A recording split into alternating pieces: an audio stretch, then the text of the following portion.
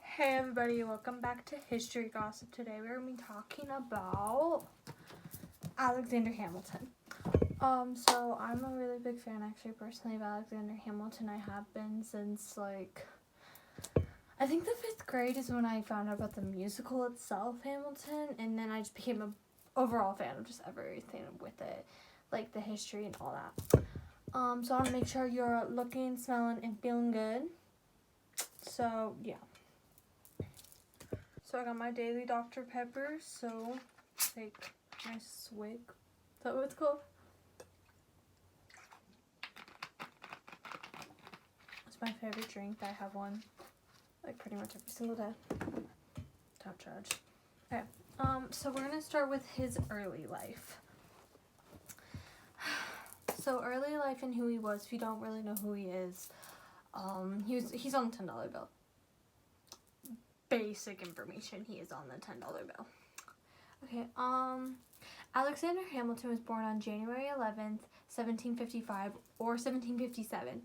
We really don't exactly know the day he was born, because the year he was born, because he's not from America. He was one of the founding fathers and was the first Secretary of Treasury, which is like money. Finance. That's all you have to look for.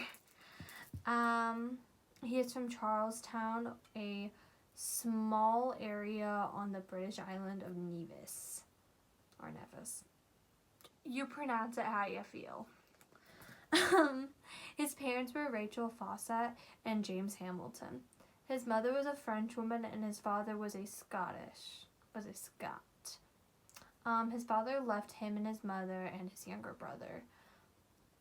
I think he was 12, maybe? I kind of forget. Or he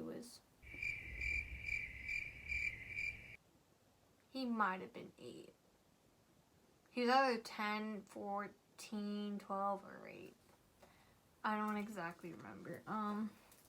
2 years after his father left, his mother died from being sick, leaving Hamilton and his younger brother orphans. By the way, after this, you just don't hear about his brother pretty much. We don't know exactly what happened to him. They went to live with his uncle who ended up committing suicide, and then a hurricane happened. He wrote his way out of the island. Pretty cool, huh? The people on the island thought he was too smart to be stuck on the island and decided to get money together and send him to New York. At that time, he was like clerking. He was like selling things to buy books to learn while he was on this island, and also just to get like food that he needed. He was an orphan. He was all alone. In the song Alexander Hamilton, from Hamilton, it says, "Then a hurricane came and devastation reigned. Our man saw his future dripping down the drain, put a pencil to his temple, connected it to his brain, and he wrote his first refrain, a testament to his pain." Which just overall just shows like he came from somewhere so bad and got out somehow still. As a kid in the Caribbean, I wished for a war. I knew that I was poor. I knew it was the only way to rise up. If they tell my story, I am either gonna die on the battlefield in glory or rise up and fight for a command. There's only... Okay, so basically they sent him on a boat. Yeah, the island got a bunch of money together, put him on a boat, and was like, go away.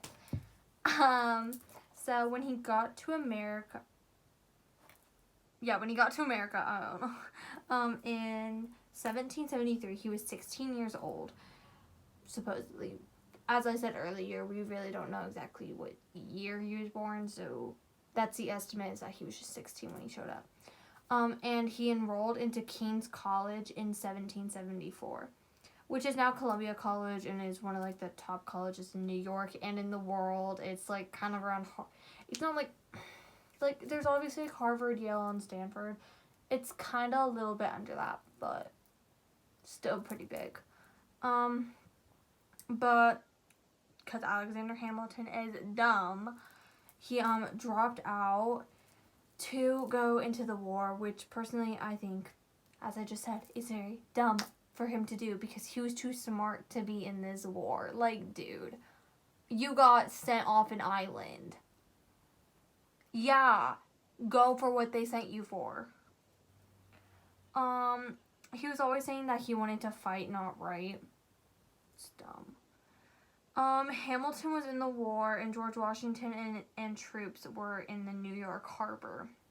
Hamilton and one of his best friends, Hercules Mulligan, an Irish tailor, who was really important later, decides to steal the British cannons, and at that time, Washington was in need of some assistance. Hamilton gets called in Washington's office, where this dude named Aaron Burr, whom Hamilton is also kind of friends with, they're acquaintances, I say, is in Washington's office already. He wanted to be Washington's right-hand man. Well, he wasn't gonna be. Washington wants Hamilton to be his right-hand man. This is where this kind of feud between Hamilton and Burr starts. And Hamilton agrees. The reason he is the right-hand man is because Hamilton can speak French, and the French were helping at the war. Also, before this, Henry Knox, is Secretary of War, which I don't know why, like, Hamilton's just, I don't know. I guess he probably forgot about that. Offered Hamilton to be his secretary, but he said no. Are you dumb? It made me mad. Anyway. In the song Right Hand Man, it shows what Hamilton was needing to do. I'll write to Congress and tell them we need supplies. You rally the guys, master the element of surprise. I'll rise above my station, organize your information till we rise to the occasion of our new nation, sir. There's some other, like, whoa, whoa, whoas and all that in that song, but I'm not doing that. Also because of Hamilton's friends, Hercules Mulligan, John Laurens, and Marquis de Lafayette. Now, Lafayette is really, really, really important to the Revolutionary War. He became a general after Charles Lee and John Laurens got into a duel because Charles Lee was talking smack about Washington, saying that, like, he was going to bail at Mount Vernon or whatever. I don't exactly remember, but he said something about Mount Vernon in that, like, saying that Washington's a wuss or whatever, which is, like, what? Do you know who you are? He doesn't even know you like that dude. Like, no.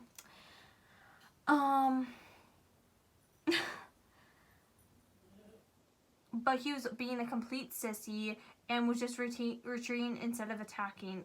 Which, like, what were you doing? It's so dumb. Attack! Don't retreat! If Washington's saying, oh, y'all should go attack, then attack. Do not retreat.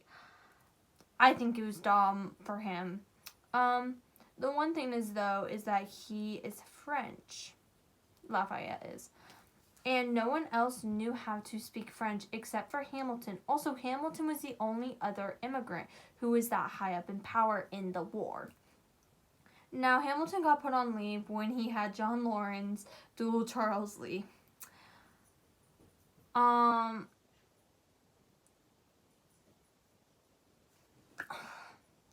In one of the songs in Hamilton, there's a part where Hamilton says, when he's talking to Washington, I think the song's Meet Me Inside, and he says, you're right, John should have shot him in the mouth, it would have shut him up. Yeah, so they didn't like each other. Well, Lafayette, though, got him back, and got called back, and became a general at the Battle of Yorktown, which is the battle we won, by the way. In the song Guns and Chips from Hamilton, which is, like, the fastest rap in the entire show, sir, he knows what to do in the trench. Intuitive and fluent in French. No one has more resilience or matches my practical, tactical brilliance. He helped Hamilton win the war with his plan, and Lafayette and John Laurens, and having Hercules Mulligan be a spy. John Laurens was in the South, in South Carolina, helping out. Lafayette was with Hamilton, and Mulligan was being a spy. John Lawrence was Hamilton's best friend, and they worked together to start a black battalion in the war. Sadly, though, at the end,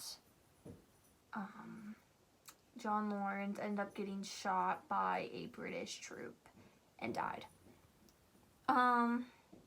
In the song, the Battle of Yorktown, it says, Lawrence is in South Carolina, redefining bravery, will never be free until we end slavery. And then, this is Hercules Mulligan. We had a spy on the inside, that's right, Hercules Mulligan, a tailor spying on the British government. I take their measurements, information, then I smuggle it to my brother's revolutionary covenant. I'm running with the Sons of Liberty and I'm loving it. The Sons of Liberty was a whole separate thing. It was basically like, we hate the British. That's them. They were like the crazy people, like throwing the tea off the harbor. Yeah. Fun fact about Alexander Hamilton. Alexander Hamilton was a, how do I put this? A ladies' man. And his whole thing was, there's a whole thing saying that he fell in love with Angelica Schuyler. The thing is, his wife, which we'll learn about in a second, Eliza, is they're sisters. They met at a ball. He met Eliza first. He met Angelica first. Angelica, though, was like already engaged, kind of married to, I forget what his first name is, but his last name's Church is what I remember. But there's always like chemistry between them. It was like Angelica was never, the song's called Satisfied, and that's perfect. Like, she was never satisfied. And Hamilton never seemed satisfied with everything he ever got. But him and Eliza got married. It was sweet. It was adorable. It was nice. Now, when he got super political and became a family man. While the war was going on, Hamilton did get married to Elizabeth Schuyler, Eliza. And she was pregnant with a baby boy. When the war was over, he came home and his son Philip was born. His first child out of 8. That's too many children. He was also working as a lawyer, mainly against Aaron Burr, and he also became George Washington's Secretary of Treasury. As I said earlier, that's when the beef is starting. They don't like each other. Hamilton ended up getting chosen for the Constitutional Convention, and in this song Non-Stop, it says, goes and proposes his own form of government, his plan for a new form of government, talks for 6 hours, the convention is listless. How can you talk for that long? Personally, I can't. But he was all for the Constitution. He even wrote the Federalist Papers. Him, James Madison, and John Jay came together to write these essays. So James Madison had become a president, and John Jay, I don't know what happened to John Jay. It's okay, though. They all came together, though, to write these essays. There were only supposed to be 25 of them, which still seems like a lot, but I guess that was too little to them. In the end, they wrote 85 essays in the time span of 6 months. John Jay wrote 5 and then got sick. James Madison wrote 29. Now, Hamilton wrote 51 essays. What are you doing with your time, sir? You have 8 kids and you wrote 51 essays? Nah. The essays, though, consisted of convincing people to vote for a new and stronger and more stable constitution because the Articles of Confederation were weak. They were bad. And to the surprise of Thomas Jefferson, that's exactly what happened. Thomas Jefferson was an anti-federalist who was not for the Constitution. He was being a complete idiot, I'm gonna be so honest. In the 17th essay, Hamilton wrote, the federal government will be able to act directly upon the citizens of these states to regulate the common concerns of the nation.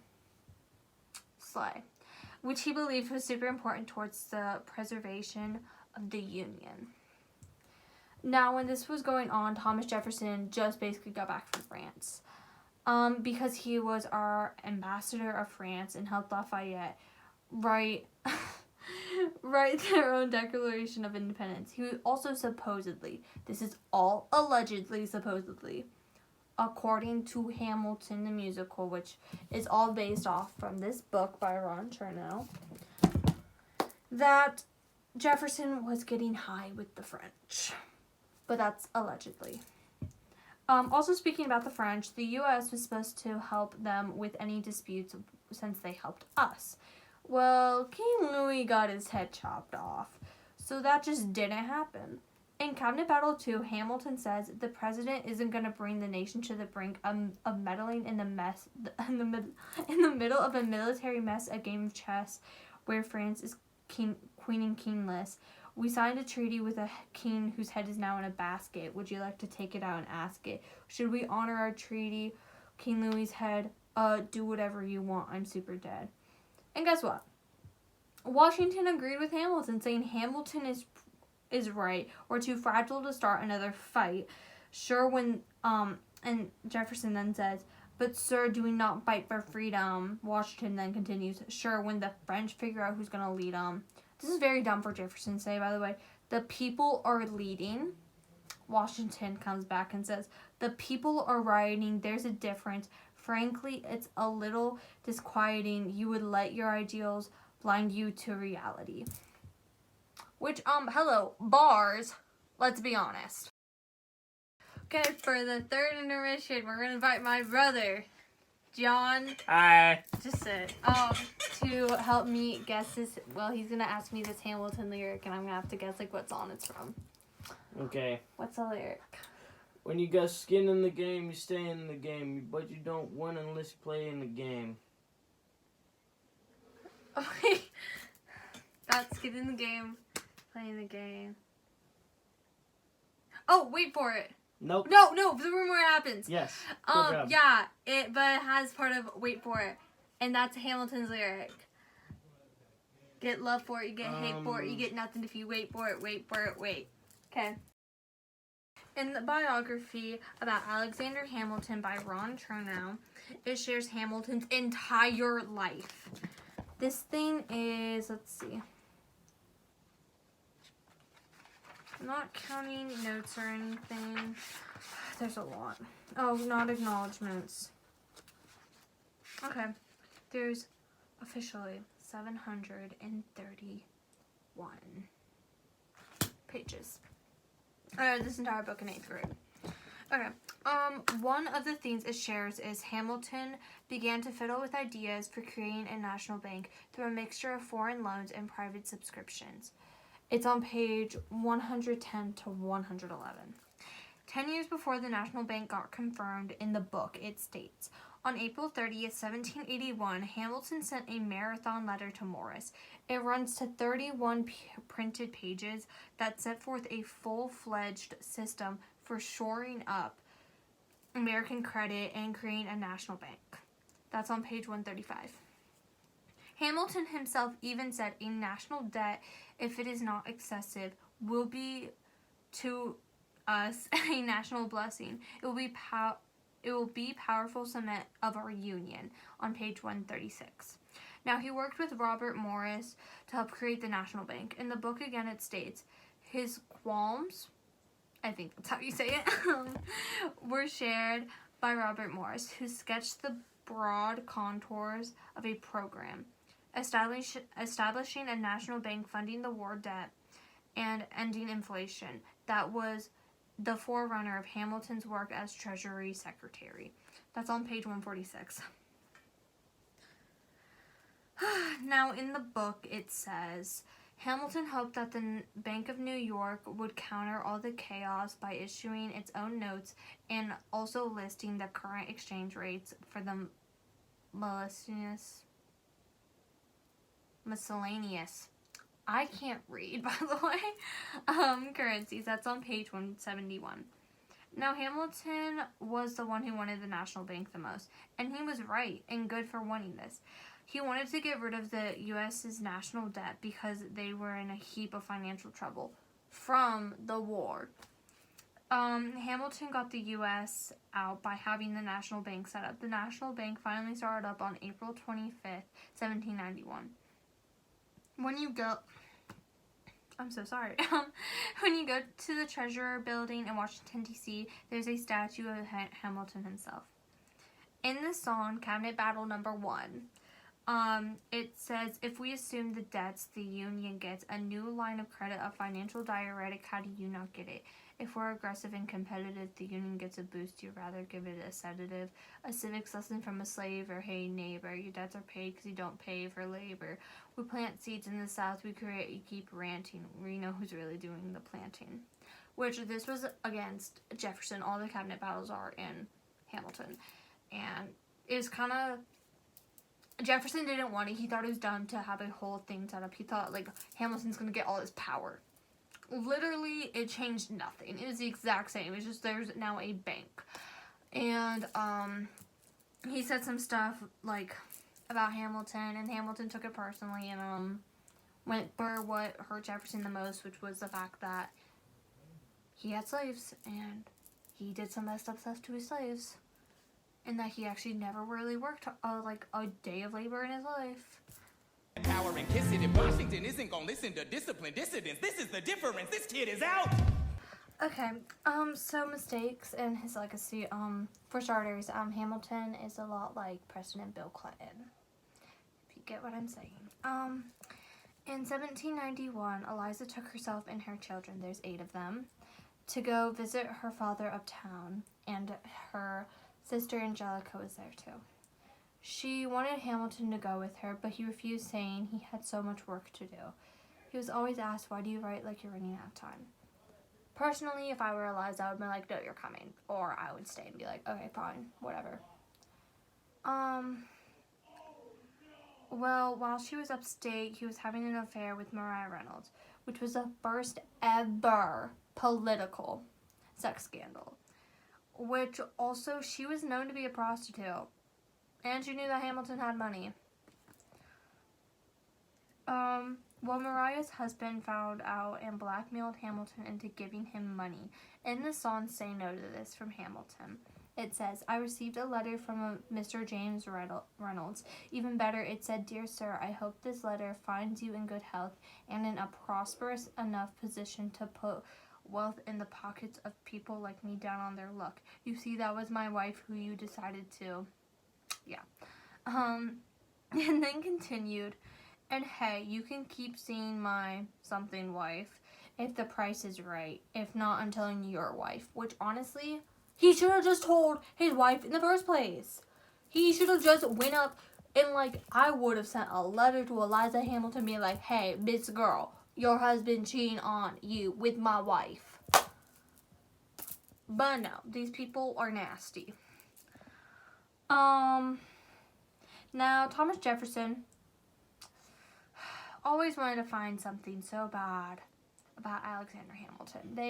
Hamilton had many enemies.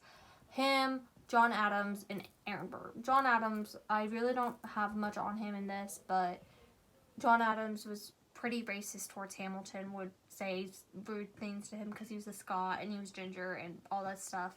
So, I'm not a fan of John Adams, but... yeah, those are basically, like, his enemies. Anyway, in the book by Ron Chernow,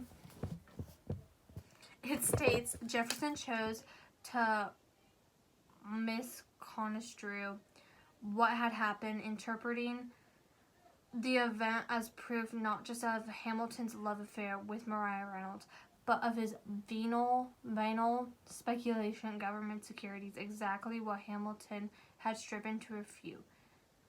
On page 371. Hamilton decides, before even telling his wife the risk of having Jefferson say anything, he wrote the Reynolds pamphlet. Now, this is dumb. If you cheat on somebody, don't you ever just put it out to the entire public. Tell the person you're with, hey, I cheated on you. And then if you want to talk about it to everybody else, and the person agrees that you cheat on, go for it. But no, don't be like this. This is dumb. Now in the song The Reynolds Pamphlet, it says, "The Reynolds Pamphlet, have you read this? Alexander Hamilton had a torrid affair and he wrote it down right there, highlights. The charge against me is a connection with one James Reynolds. For purposes of improper speculation, my real crime is an amorous connection with his wife for a considerable time, with his knowing consent." It continued then with, "The Reynolds Pamphlet, have you read this? You ever see somebody ruin their own life, his poor wife?" All of New York and the entire U.S. knew about this. So if he would have ran for president, which he honestly just couldn't in general because he wasn't from the U.S., but if he wanted to and he could, people would not vote for him because they'd be like, well, he's unfaithful to his wife. I agree. I would not want to know. Anyway. It caused his eldest son, Philip, to get into a duel with George Eaker because George said something about Hamilton. So Hamilton told his son to shoot up in the sky. And the song Blow Us All Away, which, fun fact about the song is, him to Philip and then Burr's daughter, Theodosia, they both got shot at a really young age. And they're both the eldest of these politicians' children. And it's not funny, but it's just such a coincidence. Anyway, in the song Blow Us All Away, it has this conversation between Hamilton and his son. So this is what you're gonna do: stand there like a man until Eaker is in front of you. When the time comes, fire your weapon in the air. This will put an end to the whole affair. Now, Philip says, "But what if he decides to shoot? Then I'm a goner." Alex continues, "No, he'll follow suit if he's truly a man of honor. To take someone's life, that is something you can't shake, Philip. Your mother can't take another heartbreak." Philip, father. Hamilton, well, not Hamilton. They're both Hamiltons. "Alex, promise me. You don't want this young man's blood on your conscience, okay?" Philip finally says, "I promise." His son ended up dead.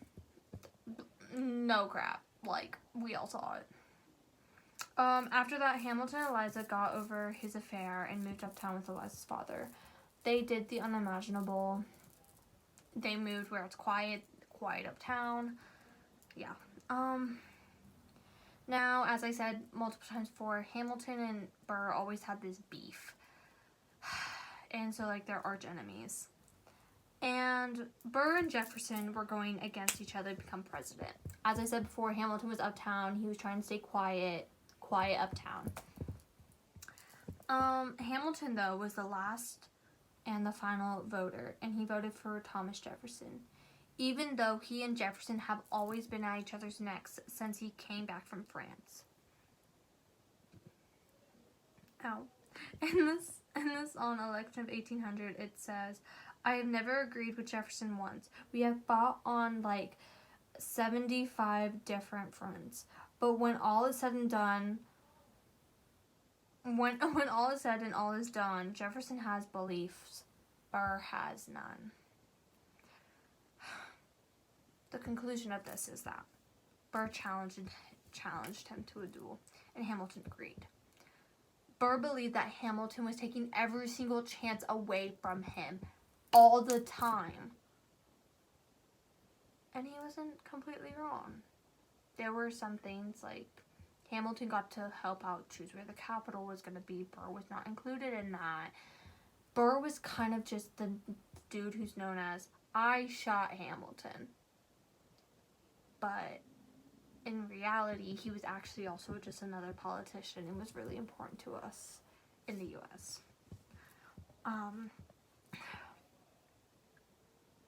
He went to New Jersey because everything is legal in New Jersey. That's where the duel was. He also just didn't tell anyone in his family, which is dumb. You're a dumbo. He did the exact same thing though his son did. He shot up in the air. He actually shot a tree branch, and Burr shot him, and he died on the way back to New York on a boat. Now Eliza was left. She was basically, she knew everything about Hamilton. Like, his kids didn't know a lot about him because he was always writing, but she was there since the beginning of, like, she knew what he went through, if that makes any sense. She carried on his legacy. She created an orphanage because he was an orphan, and she helped build the Washington Monument. And she advocated for the fact that Hamilton wrote Washington's farewell letters. In the final song, Who Lives, Who Dies, Who Tells Your Story, it says, I raised funds in D.C. for the Washington Monument. I speak out against slavery. Oh, can I show you what I'm proudest of? I established the first private orphanage in New York City. I help to raise hundreds of children. I get to see them growing up. In their eyes, I see you, Alexander, which is this. It hurts my heart, the last lyric, because he hurt her so bad and he treated her like she was nothing, yet she still loved him. Now, Alexander Hamilton did do a lot more than just write. And you can see how much, like, him even just writing, but overall he impacted America so well. He betrayed the British and came to America to help us out in our war that got us our independence, and overall made us a better country. He died in 1804, a year after Ohio was made. I'm not crying, I'm just, my eyes itchy. And he actually almost got taken off the $10 bill. But because Hamilton, the musical, came out by Lin-Manuel Miranda, he was not taken off. I'm pretty sure they're taking off Andrew Jackson off the 20 and gonna put Harriet Tubman. So, let's be thankful for that. Okay, this is the end of this video. I hope you enjoyed this. We're gonna now head out to my outro.